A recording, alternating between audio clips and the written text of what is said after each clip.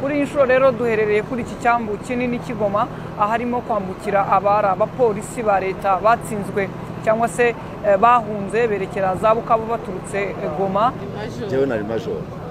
Wowe se nayo leta ngaho mbwira ukuntu watsinzwe leta na ubundi watsinzwe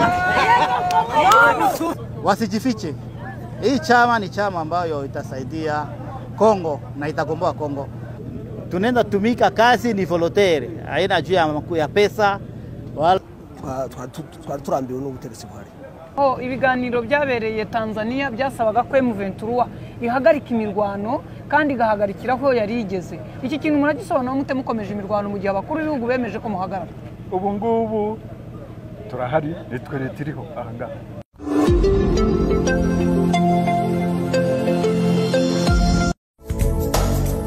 Muhima Investment Company Mike ngaha mwizingiro ry'ubukungu uti gute rero ngwino bakugurisha inyubako z'ubucuruzi ibiro na za apartment ubundi faranga ritangire kwisukiranya wawe ukimara kugura inzu yawe uhita uhabwa icyangombwa cy'uwo mutungo uhereye ku mafaranga miliyoni 20 uraza ugahitamo umuryango ushaka ubundi ukishyura cash bitihise bakaguhuza na banki kaguhinguzanyo mu buryo bwihuse kuyandi makuru mwagana societe ishinzwe kugurisha Leo Limited cyangwa se mugahamagara kuri 0794 Magana11 645 no kuri 0794 Magana11 Eka tubaha ikaze nshuti bakunze ibiganiro byacu tubashumire ko mukomeje kubana natwe duherereye Igoma ni ku cyambu nk'uko mubibona ubu n'ubwato kuva ejo nejo bundi hakomeje kugenda hagaragara inkuru zitandukanye ko mu bice bitandukanye bya Bukavu n'ibindi bice biva Goma byerekera Bukavu habaye imirwano yanaviriyemo umujyi wa Bukavu nawo gufatwa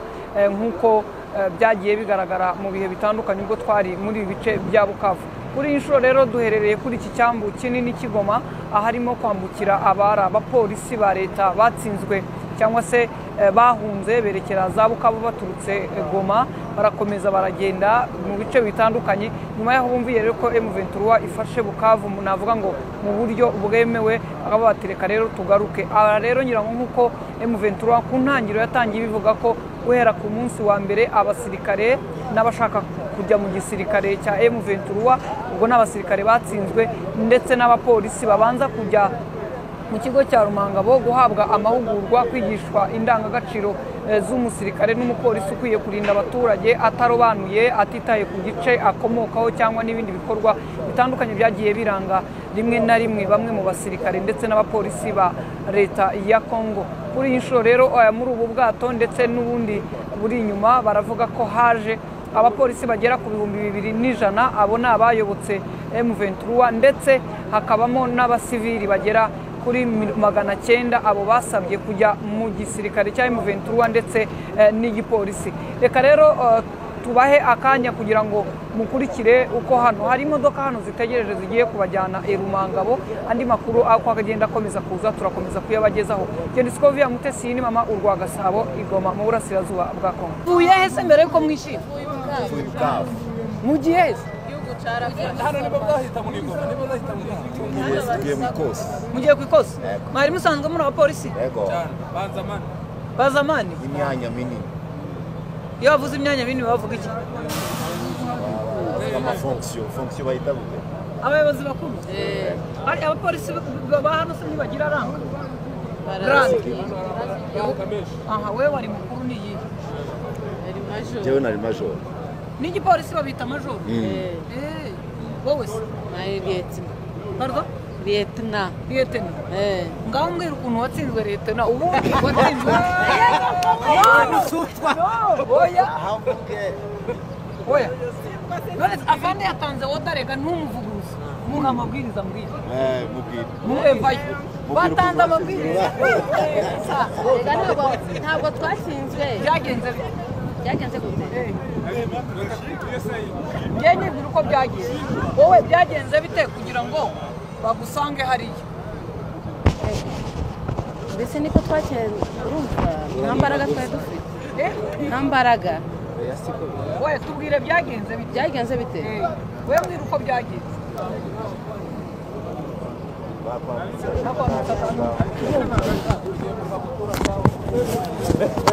Nyibwira rata we ako mumureka mbwire nyibwira rata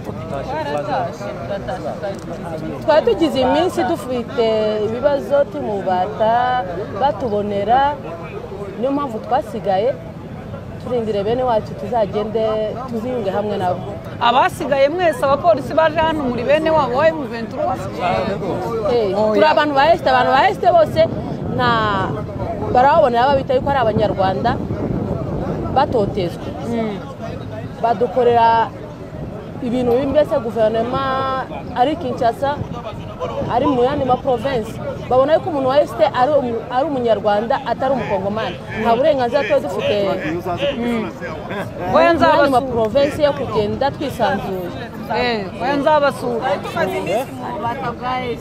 aha rero nkuko mubibona nkuko natangiye mbibabwira turi ku cyambu n'abapolisi bagera ku 2,200 barimo kwerekera i Rumangabo ahagiye gukorerwa imyitozo kugarura disipurine kubaha amahame n'amabwiriza y'igisirikare ndetse n'igipolisi cy'amahame ya M23 AFC nk'uko ubuyobozi butandukanye bwabo bwagiye bubivuga ukavuga buti abapolisi abasirikare bo muri FARDC n'ahandi ni abavandimwe bacu ntabwo dushobora kureka kubana nabo gukorana nabo kuba ubutegetsi bwanyu bwatsinzwe bagahunga ntabwo bisobanura ko muri abanzi bacu ibyo rero nibyo bikomeje ibi bikorwa twavuga ngo iki ni icyiciro cya polisi cya mbere kinini giturutse i Bukavu mu gihe i Goma hari igisirikare kinini gusa ibi birimo biraba nanone nubwo aba barimo kuyoboka M23 na AFC bajya mu mahugurwa y'igihe gito kugira ngo bahabwe amahame n'amabwiriza y'igipolisi n'igisirikare cyabo ibi birimo biraba mu gihe hari abasirikare ba FARDC batsinzwe bari mu kigo cya MONUSCO hano i Goma amakuru atugeraho nuko ngo iyo bamaze kwira bikinga ijoro bagakuramo imyenda bakayijugunya hanze ubwo ni imyenda ya gisirikare n'ibiranga ko ari abasirikare nyine icyo gihe iyo bigenze bityo bivuze ko mu minsi mikeya nk'uko mwumvishe Madamu Keita Bintou Keita uhagarariye UN muri Congo yatangiye kubivuga aragaragaza ko aba bantu bari muri iki kigo cya MONUSCO ngo ari abasivili abana n'abagore ariko mu by'ukuri ni abasirikare ba FARDC batsinzwe barimo gukuramo imyenda noneho bakaba barimo kugana mu bindi bice bitandukanye kugira ngo niharamuka habaye impamvu yo kubasohora bizitwe ko ari abasivili bari barahungiye muri MONUSCO niko amakuru arimo kuza arimo kubivuga rero. Je m'appelle Jackson Kamba. Kamba. Jackson Kamba, oui. When they took over Bukavu, what was the situation? Was there a lot of shooting? Was there a lot of violence? Lorsque les rebelles ont pris la ville de Bukavu, quelle était la situation? Y avait-il beaucoup de violence? Y avait-il beaucoup de morts?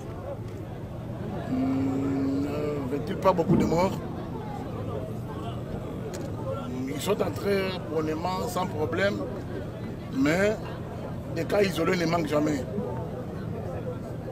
May I ask you, how long have you been an officer in the Congolese police? Est-ce que je peux savoir combien de temps vous avez été, pendant combien de temps vous avez été officier de la police? Donc depuis quand vous êtes officier de la police?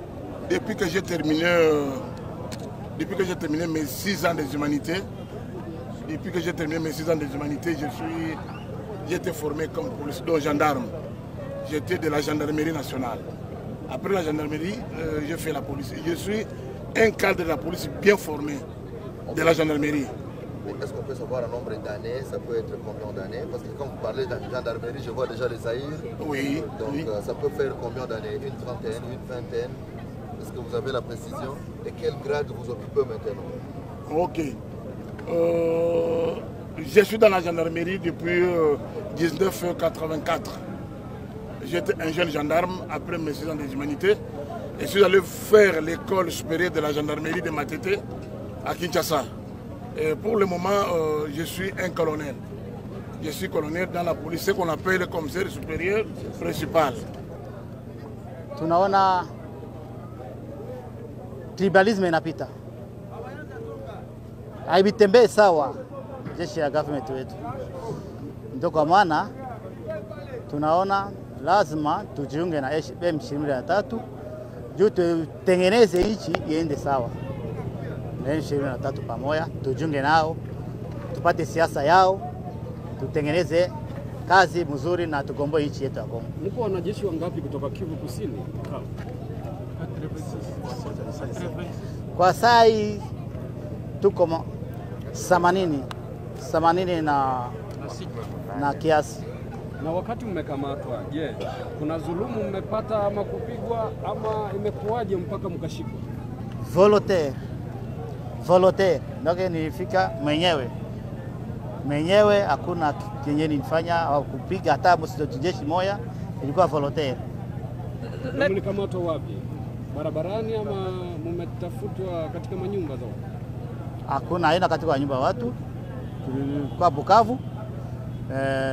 Tukakamatiwa Bukavu, wakatuita, tukakuja kujiunga nao pamoja. Kuna mtu fulani ambao unaweza kutoa, kwa sababu Goma hapa kuna wengine wanajeshi bado nao wanajificha, wanaogopa? Lazima yenye nitaweza sema na wajeshi ambao wanajificha wasijifiche. Hii chama ni chama ambayo itasaidia Kongo na itagomboa Kongo, na tujiunge nayo, ni lazima tujiunge nayo. Wote watoke nyumbani wajifiche. Utajificha kwa bibi hadi saa ngapi? Watakuwa kwa bibi yako na watoto. Unajua utajificha mpaka wapi? Lazima mimi nawapatia condition kunsa batoke, tuende tufanye kazi na wenzetu pamoja na tugomboe nchi yetu. Umeona mumeenda kwa M23, lakini nataka kujua first time mtaenda kwa M23 mmefanya kazi pamoja na government. Nao mmetoka. Hiyo kazi mmefanya na government, mmeona ni mbaya, ni ya kweli? Kwa sababu nasema leo unatoka. Sisi tumetoka kwa government. Haya kazi ya government ambayo tuko nafanya haiendeke mzuri. Kazi inaendeka mbaya. Lazima kuitengeneza kazi. Maana mimi sasa tutatengeneza kazi pamoja na kugomboa nchi, tugombe sisi wote pamoja, tutengeneze kazi pamoja. Kitu gani unawaza watafundisha mpya wa jeshi wenye mlitoka nao? Sisi ya sasa ya mpya tunajua yote. Ni kwa ideology kufanya recyclage kiasi. Ile recyclage ikimalizika, tunaingia mu ideology moja na wenzetu na tunaanza kutumika pamoja. Niko swali ndogo. Sasa simuogope, ni nani anawalipa pesa za kufanya kazi? Unaona jeshi, polisi wanawalipa. Sasa wanawaambia tuko pesa za kuwalipa, lakini ni kufanya tu voluntary. Tunaenda tumika ni volontaire. Kufika tunaenda tumika kazi ni volontaire. Haina juu ya pesa wala kitu kiasi moja. Watoto wanakula nini? Wa mama nyumba? Hakuna kulipa, unafanya kazi sasa. Mama hakuna kupata pesa za kusaidia watoto. Wataishi wapi? Lakini kuna majeshi ambao wakati M23 iliingia Bukavu waliamua kukimbia Uvira na kwenda fasi nyingine. Kwa nini wewe binafsi na wenzako mpenda muende nao? Kama walikimbia d'abord wale walikimbia ni watrete. Ni roho mbaya. Juu ulikimbia utajua makosa ambayo ulifanya. Mimi sijui sina na makosa lolote, nitakimbia nini? Na maana sikukimbia. Aloni chunga nitatumika nao juu sina na kosa lolote. Wanatumika na bataillon gani, unité gani pale Bukavu? Nilikuwa tumika mu Trakate 15 régiment comme commandant régiment. Majina? Ngaja Dukba Didier. Pardon? Ngaja Dukba Didier. Colonel Ngaja Dukba Didier. Nitwa Majoro Rulimbura Marie Joseph. Umaze imyaka ingana iki mu gipolisi? Depuis 97. Muri afideli. Ego. Wagiye mu gipolisi ungana iki ubwo? Nagiye ndi mukuru. Nagiye ndi mukuru muri afideli, impinduka za afideli kandi z'amafinkizi ngizi. Nibwo twagiye muri polisi. Okay. Twakora formation, twagiye muri kadete, kamina tuve muri kamina kadete. tuje Kinshasa Maluku niyo twarangirije niyo mwarangirije none afana nagira ngo nkubaze urabona hano muri kumwe n'abapolisi benshi n'abandi bantu benshi mufashe ikemezo cyo kugenda ndagira ngo mbere yuko wenda bigera ku munsi waho mugenda ubuzima bwanyu muri aka kazi k'igipolisi by'umwihariko niba ntibeshyura umunyamurenge twari turenganye kabisa mwari mubayeho duhishushe kugira ngo abantu tubayeho nabi twari tubayeho bafunga n'utarafunzwe nawe yaragowe parce que ntabwo twakoraga parce que hariho discrimination yatangiye ryari kuva ibi ngibi nyine bitangiye ako n'ubundi nyine baraturenganyaga ariko n'ubundi numva twari turambiwe n'ubutegetsi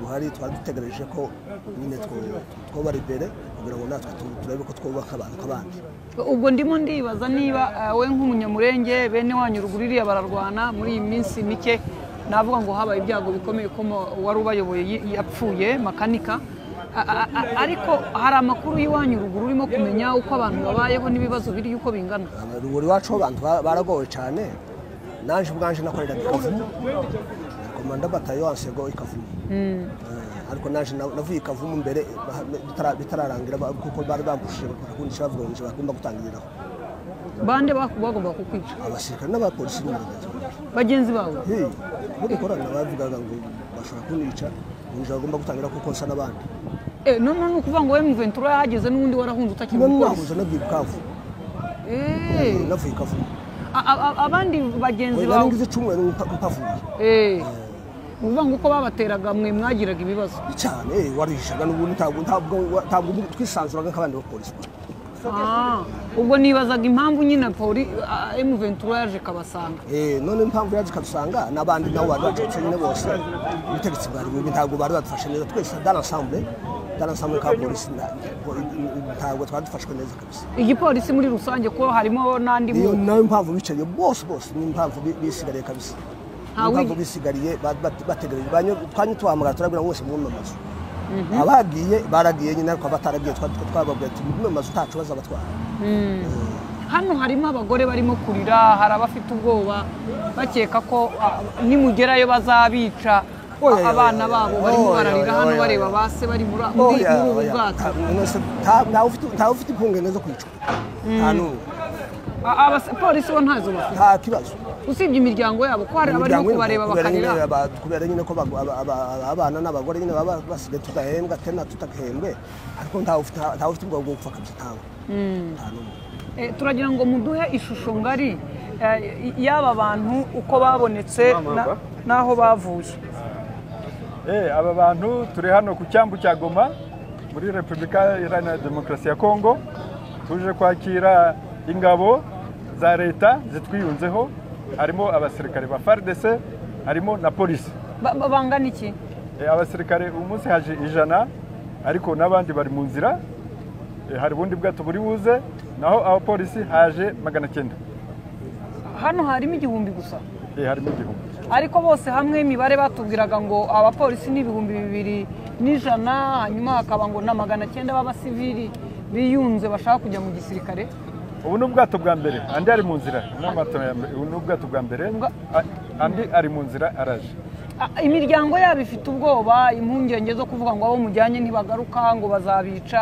hano hari abagore n'abana bariraga mu by'ukuri bareba base bari muri ubu bwato iki ntabwo ari icyiciro cya mbere muzi bafatiwe hano mu mujyi wa Goma yuko mbere yo winjiramo twatanze ultimatum cyangwa ihamagara kugira ngo bose bashyire intwaro hasi bajye muri stade ya Unité hano kuri Goma hari benshi rero bagiyemo niyo mpamvu yuko twebwe ntabwo twifuzaga ko haba imirwano hano mu mujyi wa Goma rero ababyemeye ni byiza abatarabyemeye ni FDLR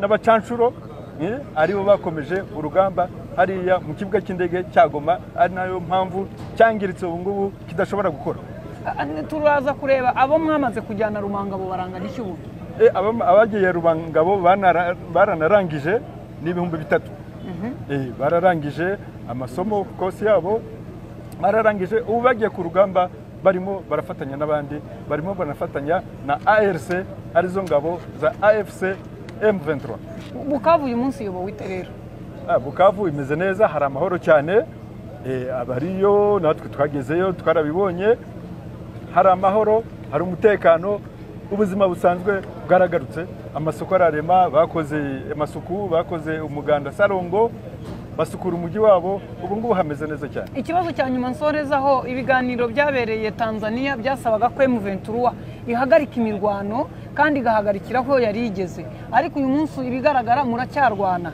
Twabonye munavuga ko mugiye kwiyunga kuri twirwaneho, bivuga ngo twirwaneho nayibaye umutwe noneho w'inyeshyamba urwana ntago bakiri abasivili n'abasirikare bivanze bitabara. Iki kintu muragisobanura mute mukomeje imirwano mu gihe abakuru b'ibihugu bemeje ko muhagarara? Twebwe urabizi kuva ku ntangiro dusaba ibiganiro bitaziguye imbona nkubone hagati yacu na guverinoma, ariko guverinoma niyo yinangiye. Twebwe kugeza uyu munsi turacyasaba ibiganiro, twanasinye n'agahenge imbere y'umuhuza perezida wa Angola ku itariki 7 z'ukwezi kwa gatatu umwaka wa 2023. Ako gahenge twagasinyeho ariko leta yanze kugashyiraho umukono kugeza amagingo aya, ndetse n'uyu munsi wa none numvise mu makuru ko Tshisekedi Chirombo yongeye kwinangira. Aba bapolisi n'abasirikare muraza kubahemba mute? Kubera ko byanga bikunda barakorera imiryango yabo, baravuga ko leta itabahembaga neza. Nimukora nk'ibyo idakora ntiza kujya yiba abaturage nayo igakora ibindi kugira ngo ibashe kubaho, cyangwa murabahemba? Ubu ngubu turahari, nitwe leta iriho aha ngaha. Turakora rero byose ibisabwa kugira ngo umukongomani wese abone igishoboka. Bivuze ngo murabahemba? Tuzabahemba. Inshuti bakunze rero nk'uko twatangiye tubibabwira, hano harimo ibyiciro bitandukanye baje bayobotse M23 ndetse na AFC. Harimo abari ku rwego rwa koloneli mu gisirikare ndetse n'igipolisi, harimo abari mu byiciro bitandukanye ngira ngo nk'uko mubireba mu mavideo yacu atambutse murabibonye. Ariko umuvugizi wa M23 wungirije mu bya politiki Dr Oscar Barinda yasobanuye uburyo aba bapolisi n'abasirikare impamvu barimo kuza kandi bakavuga bati gikomeye tuzabahemba, mu gihe bo bibwira ko bagiye gukorera ubukorerabushake, ariko baravuga ati tuzabahemba, nitwe butegetsi buri hano kandi tuzakora ibyo amategeko cyangwa se ibyo abantu bakwiye guhabwa n'ibindi. Imiryango imwe yabo muri bo ifite ubwoba bwo kwibaza bati ababyeyi bacu baragiye, abavandimwe se bizagenda bite? Ni byinshi byibazwa, ariko Oscar we yasubizaga akavuga ngo bahumure kubera ko hari abagiye kandi uyu munsi bagiye mu kazi gasanzwe nk'uko bakora. Ngo minsi yashize hagaragaye amafoto mu mujyi wa Goma hari police niyo wiyunzeho abangaba. Imibare iraguma ihinduka bitewe nuko barimo kuza, ariko turaza gukomeza kugenda tubagezaho amakuru. Bose hamwe baba abangaba n'abandi bari buze batarahagera, amakuru aravuga ko abapolisi ari 2100, noneho abasirikare bakaba 900, hakaza n'abasivili bandi nkuko imibare igenda ihinduka ngo 600 nabo bagiye kujya mu gisirikare n'igipolisi biyunze kuri M23 na AFC. Ndabashimiye inshuti bakunze twabanye, ndetse ko via Mutesi turabacya gukomeza gukurikira ibiganiro kuko duherereye muri uyu mujyi wa Goma no mu nkengero zawo.